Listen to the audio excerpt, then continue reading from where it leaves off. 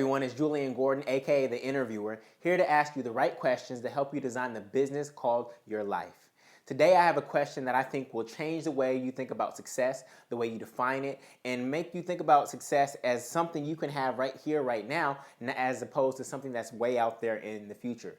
Now, when I'm speaking all across the country, I ask my audiences these questions and I say, how many of you want to be successful? And they all raise their hands. Then the second question I ask is, how many of you have come up with a definition of success before? And all the hands go down. Very few people have ever written down a definition of success. Even all the people on TV who you might think are successful may not be successful according to their own definition. And when you don't have a definition of success for yourself that's not influenced by your parents, your peers, or society, that's like being in your car, in your driveway, plugging in your home address into point A on your GPS, but plugging nothing into point B. And now you pull out of your driveway and you go any direction and you start driving really fast in whatever direction that you chose, but you don't know if you're getting any closer to your desired destination.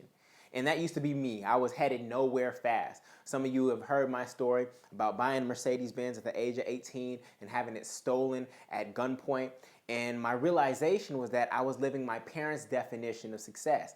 My definition of success at that time was to be better than your parents. So if they both had Mercedes-Benzes, then I had to have a Mercedes-Benz. If they had a nice house by the age of 35, then I had to have a nice house by the age of 30.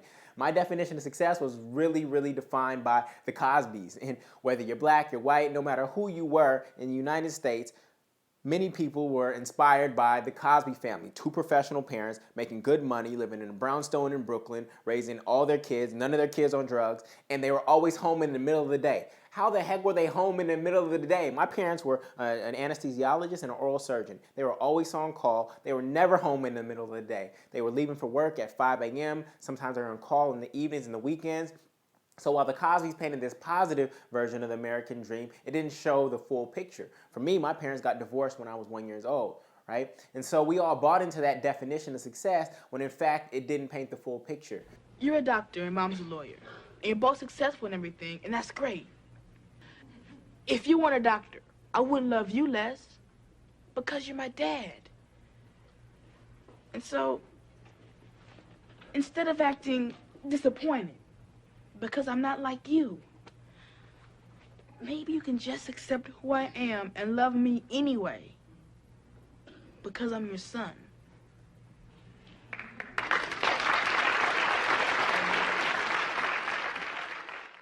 So it's really important for you to come up with your own definition of success, and I'm going to invite you to come up with a one-sentence definition of success for yourself and 3 ways that you measure it. But before you start writing, I want to make you aware that there are 2 types of success that you need to consider. The first type of success is the one that I think we commonly think of, and that's where you want to be or where you're trying to go. It's the point B in your GPS, right? And oftentimes we think about that. I want to be CEO. I want to be a millionaire. These are destinations, right? The second type of success that people forget, and it's the reason why they don't feel successful right now, is because the second type of success is who do you want to be en route to your destination. You see, a lot of people get to their desired destination of success, CEO, millionaire, but they lose who they wanted to be along the way en route to their desired destination. And that's where a lot of us feel lost. When you only come up with the first type of definition of success, and success is out in the future, what does that mean that you are right now? It means that you're unsuccessful in the present. And that's why a lot of people feel unsuccessful right now. So I invite you to download the New Year Guide. You can go to juliangordon.com/NYG and turn to page 11. And on page 11, you will find a template to write down your definition of success and the 3 ways that you measure it, as well as come up with your vision for success and what values you do not want to compromise en route to your desired destination.